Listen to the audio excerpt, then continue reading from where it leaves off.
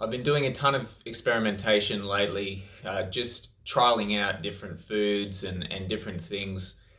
And the thing with me experimenting, especially on things like histamines and dairy and stuff like that, is I get these massive reactions, and it can be quite scary because I mean my heart just palpitates like crazy. You can just be feeling like it's beating out of my chest.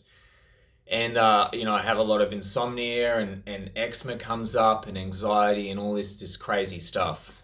And what I find is that if I wasn't doing OMAD, I feel that things could be a lot worse. So what I mean by that is I'm using OMAD essentially as a safety measure against any potential problems.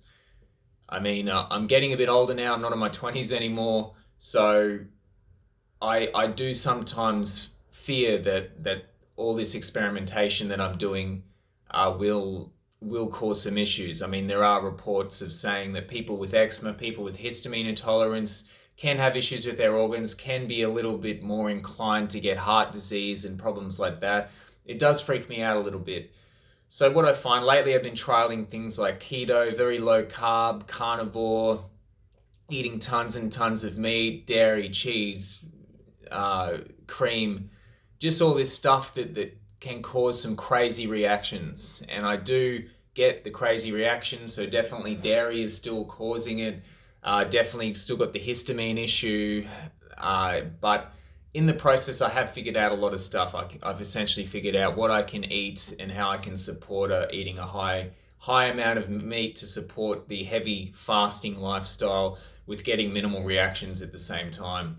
So what I've what happens is I get the crazy reactions after I eat, and then when and then what I'll do is just because I'm only just eating OMAD, I'm eating once a day, so I'll get the crazy reactions, deal with it, and then maybe within about 12 to 15 hours, it'll be completely gone. My body's relaxed, and probably get some autophagy and whatever, some healing just to replenish myself, give the body a break, and then I get a few hours there until my OMAD the next day at about, the 23rd hour.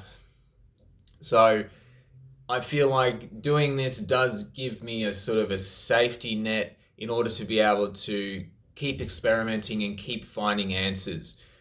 I believe I've found it pretty good sort of level at the moment where I'm doing OMADs every day. I'm doing fasting of 48 hours per week. And once I gain some weight, I'm going to do a much longer fast, 10 to 14 days, and hopefully knock all these issues out. I believe that may be the only way for me to heal it. But if I maintain these simple salads with the large cuts of meat for the OMADs, then I believe I should be able to knock this on the head. So that's basically all I really wanted to talk about today, was just that OMAD essentially is keeping me healthy if I get reactions. I mean, without it, I couldn't imagine what it would be like eating maybe twice or three times a day, because it'd just be constantly piling food on food, and there's just no break for the body.